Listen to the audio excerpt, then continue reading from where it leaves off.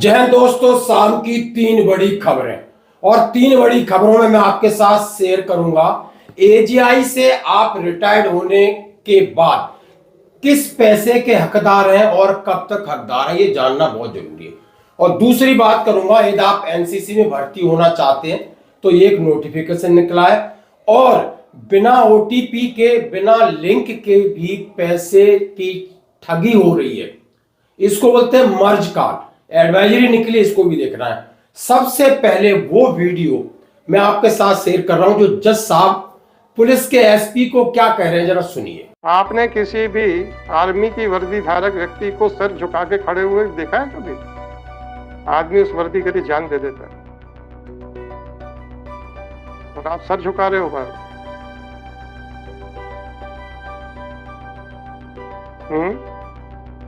आपने किसी army personnel को देखा है कि वर्दी पहनने के बाद वो सर झुका देता है?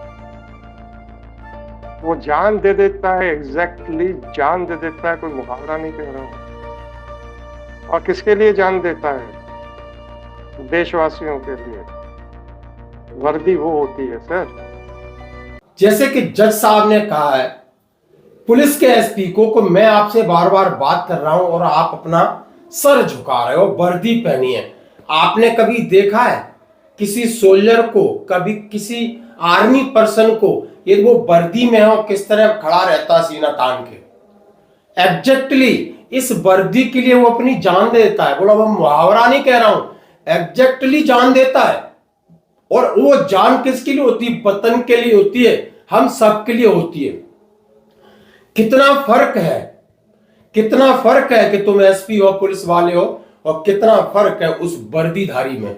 तो आप उस वर्दीधारी जैसा बनिए, कितना प्राउड फील होता है दोस्तों। तो आइए बढ़ते खबरों की तरफ। सबसे पहले advisory, extended insurance EI scheme. भले आपने नाम सुना है, क्या क्या इसकी फैसिलिटीज हैं और कब तक फैसिलिटीज हैं। यानी मैं बात करूंगा कि ईआई स्कीम वाज इंट्रोड्यूस।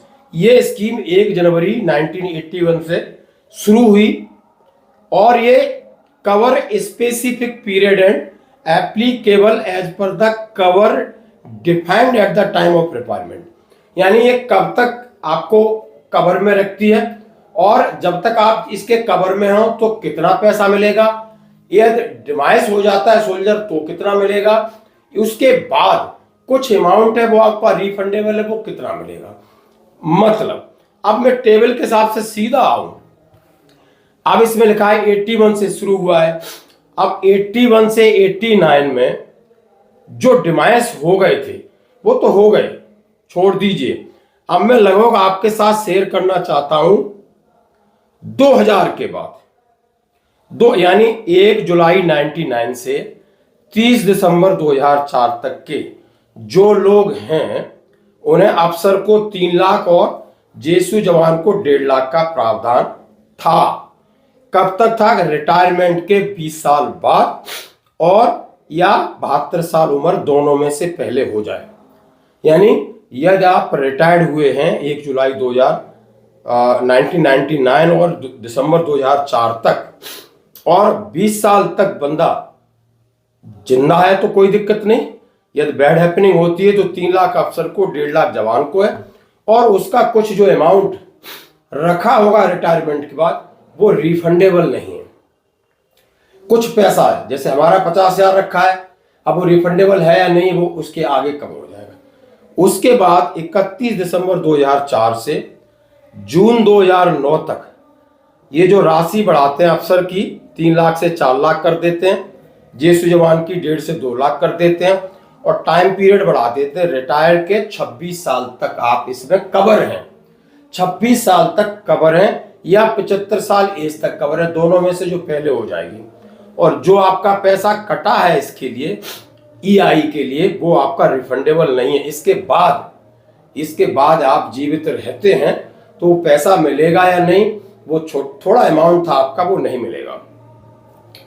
उसके बाद आते हैं 30 जून 2009 से 30 जुलाई 2000। इसके बाद अफसर का 4 लाख से 6 लाख, जेसू जवान का 2 लाख से 3 लाख और टर्म्स ऑफ जो एज की और सर्विस की है वो 26 साल और 75 साल ही है। अब आते हैं 31 जुलाई 2010 से 30 दिसंबर 2013, 6 लाख 3 लाख का इंश्योरेंस है, 26 साल उम्र है, 26 साल रिटायरमेंट के बाद टाइम पीरियड है, 75 साल आपकी मैक्सिमम उम्र है, और जो आपका 10-20 हजार कटा होगा वो पैसा रिफंडेबल है, यानी वो रिफंडेबल है। मैं कह सकता हूं कि 2010 के बाद आए हैं, 2010 और 30 दिसंबर 2013 वालों का पैसा रिफंडेबल है, यानी दिसंबर 2014 तक का भी रिफंडेबल है।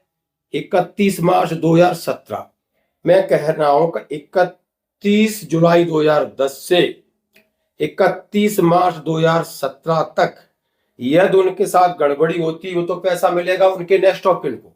यदि वो जिंदा रह जाते हैं और इस उम्र को 75 साल 80 साल की उम्र को पार कर जाते हैं, फिर भी जो अमाउंट आपका काटा है वो आपको वापस मिलेगा। मैंने बता दिया। अब मैं बात कर रहा हूं 31 दिसंबर 13, 31 दिसंबर 14, अमाउंट 10 लाख 5 लाख कर दिया है। अब ये 31 मार्च 2017 के बाद जो 2021 के बीच में आए, 31 दिसंबर 2021 के बीच में आए हैं या 31 मई 2022 तक आए हैं, उनका फिर उन्होंने रिफंडेबल बंद कर दिया हमारे जैसों का, और बाकी उसका टाइम लिमिट आपका 10 लाख अफसर का है, और बंदा एक्सपायर्ड हो जाता है तो 5 लाख है उसके नेक्स्ट ऑफ किन को, और रिटायरमेंट के 30 साल तक मिलेगा फायदा, 80 साल उम्र तक का यहाँ बढ़ा दिया है, लेकिन रिफंड वाला अमाउंट नहीं मिलेगा। 1 जनवरी 2022 से 31 मई 2022 तक भी नो रिफंडेबल है। अब 1 जून 2022 से ऑनवर्ड जो नियम है वो एज इट इज चला रहा है, यानी 15 लाख और 7.5 लाख कर दिया है, और ये पैसा रिफंडेबल भी है आपका, आप समझ सकते हो। और अफसर 26 साल तक, जेसू जवान को 30 साल तक है। आप समझ चुके होगे, नहीं समझ चुके हो व्हाट्सएप आप ले सकते हो। Document required for claim EI, यानी एक्सटेंडेड इंश्योरेंस का जो बड़ा अमाउंट क्लेम करना है उसके लिए डेथ सर्टिफिकेट चाहिए, और उसके लिए कैंसल्ड चेक चाहिए, Aadhaar card, bank account, EI certificate चाहिए, और नहीं तो उसको आपको एफिडेविट बना के देना पड़ेगा। ये सारी चीज चाहिए, और ये जानकारी है क्योंकि इन्होंने बहुत सारे नियम चेंज किए।